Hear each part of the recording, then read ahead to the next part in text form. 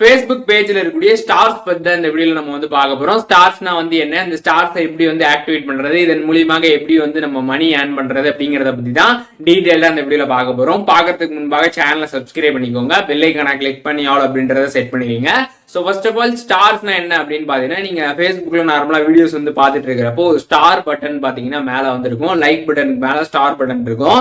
So அதை click பண்ணி நம்ம அந்த பர்டிகுலர் கிரியேட்டருக்கு பே பண்ணி வந்து சப்போர்ட் வந்து பண்ணலாம். ஸோ சிம்பிளா நீங்க ஃபேஸ்புக்ல ஒரு பேஜ் வந்து வச்சிருக்கீங்க, கண்டென்ட் வந்து போஸ்ட் பண்ணிட்டு இருக்கீங்கன்னா, உங்களோட கண்டென்ட் ஆடியன்ஸ்க்கு ரொம்ப வந்து பிடிச்சிருக்குதுன்னா அவங்க லைக் பண்றது, கமெண்ட் பண்றது, ஷேர் பண்றது இது இல்லாம உங்களுக்கு பே பண்ணி பாத்தீங்கன்னா அவங்க வந்து சப்போர்ட் பண்ணலாம். அந்த ஸ்டாரை கிளிக் பண்ணதுமே அமௌண்ட் வந்து கீழே ஷோ ஆகும், அதை சென்ட் பண்ணி பாத்தீங்கன்னா உங்களுக்கு வந்து சப்போர்ட் பண்ணலாம்.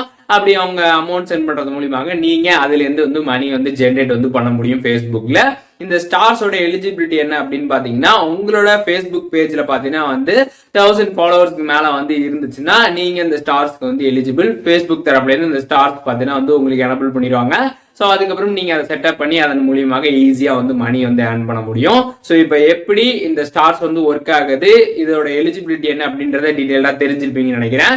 இந்த ஸ்டார்ஸை நம்ம எப்படி வந்து ஃபேஸ்புக் பேஜ்ல ஆக்டிவேட் பண்றது அப்படிங்கறத பத்தி இப்போ டீடைலா பார்க்கலாம். ஃபேஸ்புக் ஆப் வந்து ஓபன் பண்ணிருங்க. ஓபன் பண்ணதுமே சைட்ல பாத்தீங்கன்னா 3 டாட் பட்டன் வந்திருக்கும். அதை கிளிக் பண்ணதுமே ப்ரொஃபஷனல் டேஷ்போர்ட் அப்படின்ற ஒரு ஆப்ஷன் வந்து கொடுத்துருப்பாங்க. அதை கிளிக் பண்ணிருங்க. ஸோ கிளிக் பண்ணவே பார்த்தீங்கன்னா மானிட்டைசேஷன் அப்படின்ற ஒரு ஆப்ஷன் பார்த்தீங்கன்னா ஃபர்ஸ்டே வந்து இருக்கும். அந்த ஆப்ஷன் வந்து கிளிக் பண்ணிக்கோங்க. கிளிக் பண்ணதுமே இதில் வந்து ஸ்டார்ஸ் அப்படின்ற ஒரு ஆப்ஷன் இருக்கும். பக்கத்துலேயே பார்த்தீங்கன்னா உங்களுக்கு செட்டப் அப்படின்னு கொடுத்துருப்பாங்க. அதை கிளிக் பண்ணிடுங்க. கிளிக் பண்ணதுமே பார்த்தீங்கன்னா வந்து உங்களுக்கு இந்த மாதிரி ஒரு பேஜ் வந்து ஓப்பன் ஆகும். இதில் கீழே பார்த்தீங்கன்னா கெட் ஸ்டார்டட் அப்படின்னு ஒரு ஆப்ஷன் இருக்கும். அதை கிளிக் பண்ணிடுங்க. கிளிக் பண்ணதுமே பார்த்தீங்கன்னா உங்களோட நேமு, அதுக்கப்புறம் ஷூர் நேமு, அதுக்கப்புறம் பார்த்தீங்கன்னா டேட் ஆஃப் பர்த், கண்ட்ரி, இந்த டீட்டெயில்ஸ்லாம் கேட்டிருப்பாங்க. அதெல்லாம் வந்து என்ட்ரு பண்ணிடுங்க. என்ட்ரு பண்ணிட்டு நெக்ஸ்ட் கொடுத்துருங்க. கொடுத்ததுமே பார்த்தீங்கன்னா கண்ட்ரியில் இந்தியா செலக்ட் பண்ணிட்டு பிஸ்னஸ் டைப் கேட்டிருப்பாங்க. அதை செலக்ட் பண்ணி இதில் எது நீங்கள் செலக்ட் பண்ண நினைக்கிறீங்களோ அதை நீங்கள் இதில் வந்து செலக்ட் பண்ணிக்கோங்க. செலக்ட் பண்ணதுக்கப்புறம் பார்த்தீங்கன்னா உங்களோட address, town, country, postal code, mobile number, அதுக்கப்புறம் இமெயில் அட்ரஸ், அதுக்கப்புறம் பேன் நம்பர், இந்த மாதிரி டீட்டெயில்ஸ் எல்லாம் கேட்டிருப்பாங்க. அது எல்லாமே இந்த இடத்துல வந்து என்ட்ரு பண்ணிடுங்க. என்ட்ரு பண்ணிட்டு நெக்ஸ்ட் கொடுத்துருங்க. நெக்ஸ்ட் கொடுத்ததுமே பார்த்தீங்கன்னா உங்களுக்கு கீழே பார்த்தீங்கன்னா வந்து அது ரெஜிஸ்ட்ரேஷன் நம்பர் ஒன்று கேட்டிருப்பாங்க, ஜிஎஸ்டி. அது வந்து ஆப்ஷனல் தான், அதனால் நீங்கள் அதை கொடுக்க தேவை கிடையாது.